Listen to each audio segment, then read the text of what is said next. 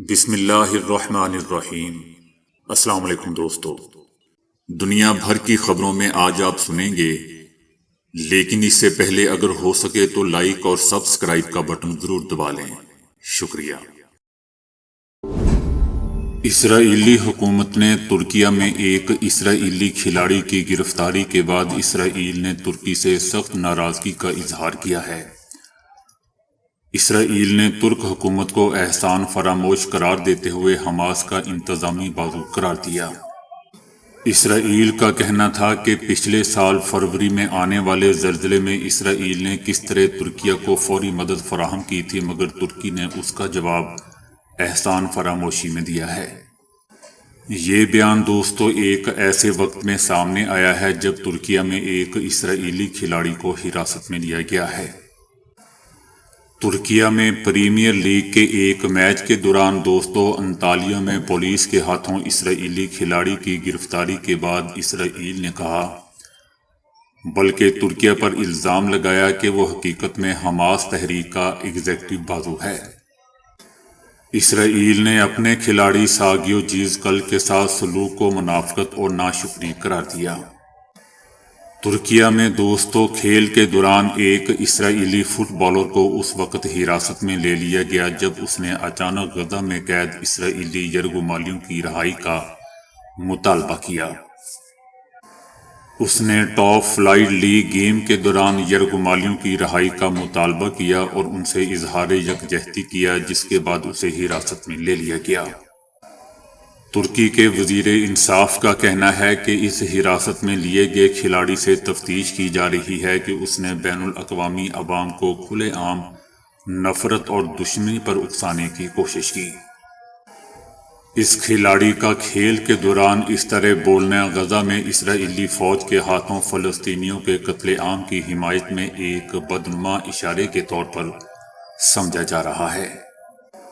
اسرائیلی کھلاڑی نے کھیل کے دوران گول کرنے کے بعد اپنی کلائی کے گرد ایک پٹی دکھائی جس پر یرغمالیوں کے 100 دن مکمل ہونے کا لکھا ہوا تھا۔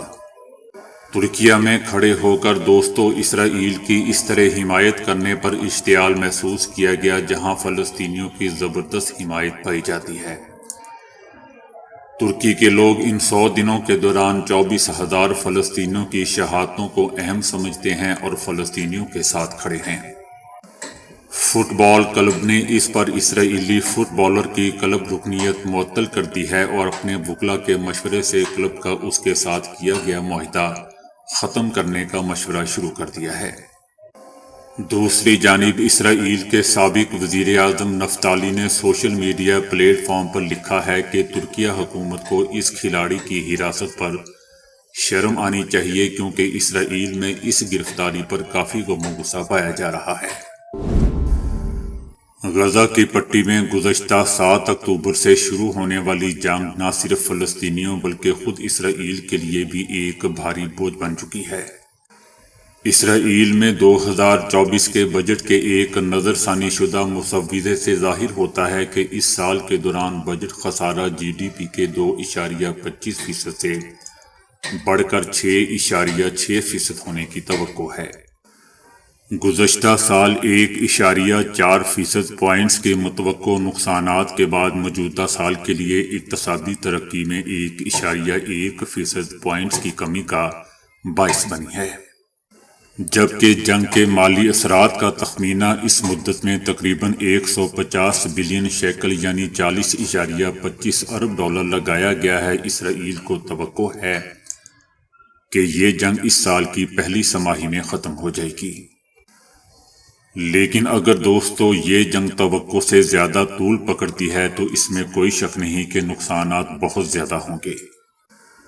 تاہم یہ جنگ اسرائیل کے لیے مالی بوجھ ہی نہیں بلکہ یہ جانی نقصانات کا باعث بن رہی ہے۔ اس کے علاوہ 132 اسرائیلی یرغمالی اب بھی غزہ میں دوستو قید ہیں۔ وزیر اعظم نیتن یاہو کی مقبولیت میں بھی ڈرامائی طور پر کمی آئی ہے۔ اس کے علاوہ ملک میں بہت سے نفسیاتی کلینک مریضوں سے بھرے ہوئے ہیں، چاہے وہ فوج کے ہوں یا دوسرے، اس کے مطابق جو اسرائیلی میڈیا نے پہلے ہی رپورٹ کیا ہے۔ اسی طرح دوستو، اسرائیل کو عالمی عدالت انصاف میں فلسطینیوں کے خلاف نسل کشی کرنے کے الزام کا سامنا ہے۔ اگرچہ اس عدالت کے فیصلوں کا کوئی انتظامی اثر نہیں ہوتا، لیکن عالمی سطح پر عالمی عدالت انصاف کے فیصلے سے اسرائیل کی اخلاقی ساکھ متاثر ہوگی۔ امریکہ نے کہا ہے کہ اسرائیل کے لیے غزہ کی پٹی میں اپنی فوجی کارروائی کو کم کرنے کا یہ صحیح وقت ہے۔ یہ بیان دوستو ایسے موقع پر سامنے آیا ہے کہ جب اسرائیلی رہنماؤں نے ایک بار پھر حماس کے خلاف اپنی کارروائی کو آگے بڑھانے کے عزم کا اظہار کیا ہے۔ ان تبصروں نے جنگ کے 100ویں دن قریبی اتحادیوں کے درمیان بڑھتے ہوئے اختلافات کو آشکار کیا ہے۔ امریکہ اسرائیل سے بات کر رہا ہے کہ کم شدت والے آپریشن کی طرف جایا جائے۔ امریکہ کا کہنا ہے کہ ہمارے خیال میں اس تبدیلی کے لیے یہ صحیح وقت ہے۔ صہیونی جنگی کابینہ کے ایک رکن نے نیتن یاہو کو کھری کھری سناتے ہوئے کہا ہے کہ بس اب خود سے جھوٹ بولنا بند کرنا ہوگا۔ کابینہ اجلاس میں اسرائیلی وزیر ایزنکوٹ نے کہا کہ وقت بہت تیزی سے ہمارے ہاتھوں سے نکلتا جا رہا ہے۔ ہر گزرتے دن کے ساتھ اسرائیلی یرغمالیوں کی زندگیوں کو خطرہ بڑھتا جا رہا ہے۔ ان کا کہنا تھا کہ بس بہت ہو گیا، اب ہمیں خود سے جھوٹ بولنا بند کرنا ہوگا۔ یرغمالیوں کو چھڑوانے کے لیے ہمیں اپنی حکمت عملی تبدیل کرنا ہوگی۔ دوستو، یہ بھی یاد رہے کہ اسرائیلی اس وزیر ایزنکوٹ کا بیٹا اور بھتیجا غزہ میں حماس کے خلاف لڑتے ہوئے ہلاک ہو گئے تھے، جبکہ دوسری طرف جنگی جنون میں مبتلا اسرائیلی وزیر اعظم نیتن یاہو نے اپنی کابینہ کے وزیر کے مشورے کو مسترد کرتے ہوئے جنگی آپریشن کو واحد حل قرار دیا۔ حماس کے القسام بریگیڈز کا کہنا ہے کہ 7 اکتوبر سے ہم نے 1000 اسرائیلی فوجی گاڑیوں کو تباہ یا ناکارہ کیا اور قبضے کے خلاف سینکڑوں آپریشن کیے۔ 100 دن مکمل ہونے پر حماس کا کہنا ہے کہ ہم جو بھی ہتھیار استعمال کرتے ہیں وہ وہی ہیں جو قسام نے خود بنائے ہیں۔ القسام بریگیڈز کا یہ بھی کہنا ہے کہ حالیہ ہفتوں میں بہت سے اسرائیلی یرغمالیوں کی قسمت کا کچھ پتہ نہیں ہے، کیونکہ ان میں سے اکثر اسرائیلی بمباری کی وجہ سے مارے گئے ہیں، جبکہ باقی خطرے میں ہیں اور دشمن ان کی قسمت کا ذمہ دار ہے۔ عالمی مالیاتی ادارے IMF کا کہنا ہے کہ مصنوعی ذہانت AI دنیا بھر میں ملازمتوں کے تحفظ کے حوالے سے خطرات کا باعث بن رہی ہے۔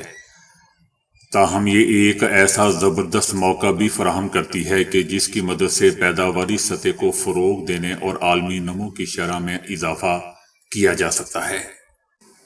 دوستو، مصنوعی ذہانت یعنی آرٹیفیشل انٹیلیجنس ترقی یافتہ معیشتوں میں 60% ملازمتوں کو متاثر کرے گی، جبکہ مجموعی طور پر تقریباً 40% عالمی ملازمتیں مصنوعی ذہانت سے متاثر ہو جائیں گی۔ آپ کے پاس جتنی زیادہ ہنرمند ملازمتیں ہوں گی، اتنا ہی زیادہ اس کا اثر پڑے گا۔ IMF کا کہنا ہے کہ مصنوعی ذہانت یا تو آپ کی ملازمت مکمل طور پر ختم کر دے گی یا آپ کے کام کو بڑھا دے گی، جس سے آپ کی آمدن میں بھی اضافہ ہوگا۔ دوستو، یاد رہے کہ دنیا بھر میں مصنوعی ذہانت کے تیزی سے بڑھتے ہوئے رجحان کے باعث لوگوں کو خدشہ ہے کہ ان کی ملازمتیں خطرے میں ہیں۔ گزشتہ سال سامنے آنے والی امریکی نشریاتی ادارے CNN کی رپورٹ میں کہا گیا تھا کہ آرٹیفیشل انٹیلیجنس دنیا بھر میں 30 کروڑ ملازمین کی جگہ لے جائے گی۔ پاکستان تحریک انصاف نے کہا ہے کہ ان کی جماعت سپریم کورٹ کے فیصلے کے باوجود انتخابات کا بائیکاٹ نہیں کرے گی۔ ہم سمجھتے ہیں کہ سپریم کورٹ کے فیصلے سے عوام کے حقوق متاثر ہوئے ہیں۔ سپریم کورٹ کا فیصلہ آخری ہے، اس پر عمل کریں گے۔ گوہر خان کا کہنا تھا کہ بلے کا نشان نہ دینے سے جمہوریت کو نقصان پہنچا ہے۔ بلے کا انتخابی نشان نہ ملنے پر عمران خان کو بھی دکھ ہوا ہے، لیکن سپریم کورٹ کے فیصلے کے باوجود الیکشن کا بائیکاٹ نہیں کیا جائے گا۔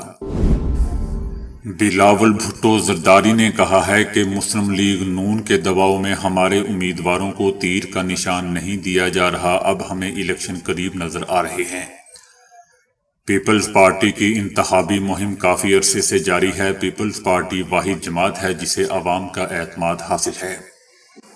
ان کا کہنا تھا کہ پرانے سیاستدان نفرت اور تقسیم کی سیاست کر رہے ہیں، تقسیم اور نفرت کی سیاست نہیں چلے گی۔ بلاول کا کہنا تھا کہ مسلم لیگ نون سیاسی مقابلہ نہیں کرتی، وہ سیاسی مخالفین کو پچ سے ہی آؤٹ کروانا چاہتی ہے، جس طرح سے وہ ہمیشہ کرتی آئی ہے۔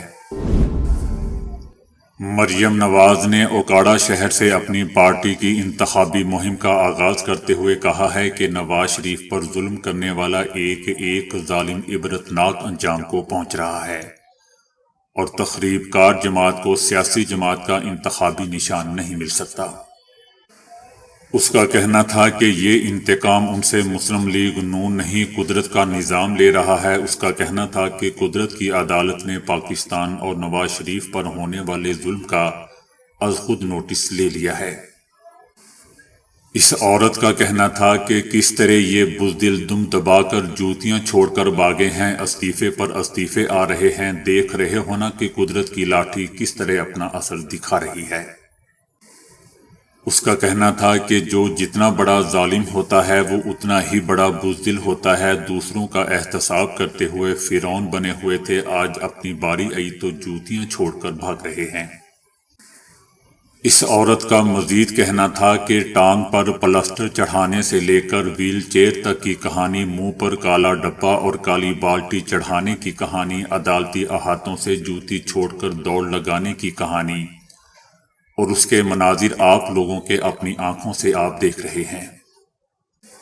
مریم نواز کا کہنا تھا کہ اس لیے منہ چھپانا پڑتا ہے کہ چوری کی ہوئی ہے، کہیں چوری پکڑی نہ جائے، خانہ کعبہ والی گھڑی بیچ کر پیسے کھا گیا۔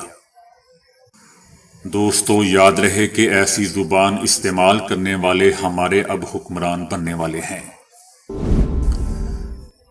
پشاور ہائی کورٹ نے بچوں کے بھیک مانگنے پر قابو نہ پانے کی صورت میں وزیر اعلیٰ کو عدالت طلب کرنے کا حکم دے دیا یا اشارہ دے دیا ہے۔ سڑکوں پر رات کے وقت دوستو، بچوں کے بھیک مانگنے کے معاملے پر پشاور ہائی کورٹ کے چیف جسٹس نے سماعت کی۔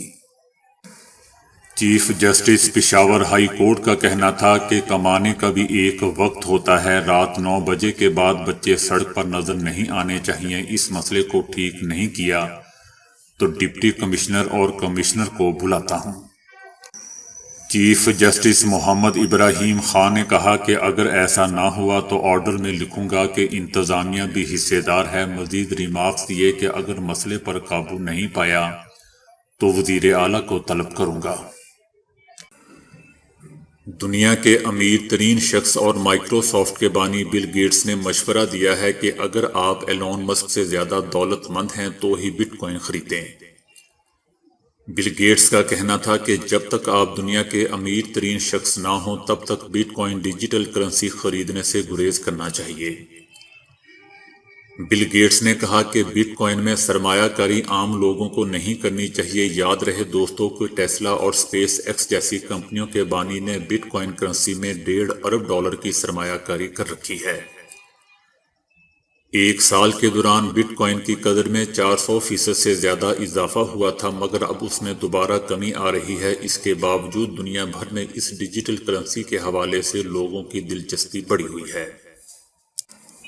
بل گیٹس کا کہنا تھا کہ ایلون مسک کے پاس بہت زیادہ دولت ہے، وہ بہت زیادہ ہوشیار آدمی بھی ہے، اس لیے فکر کی بات نہیں کہ ان کے بٹ کوائنز کی قیمت اوپر نیچے ہوتی رہے۔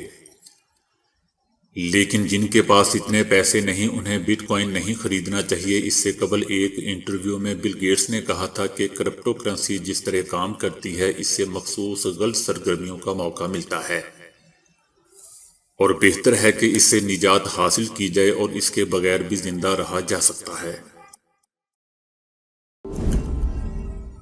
چائنا کے سائنسدانوں نے 2 شہروں کے درمیان انتہائی محفوظ کوانٹم رابطے کا کامیاب تجربہ کیا ہے۔ یہ دونوں شہر ایک دوسرے سے 511 کلومیٹر کے فاصلے پر واقع ہیں۔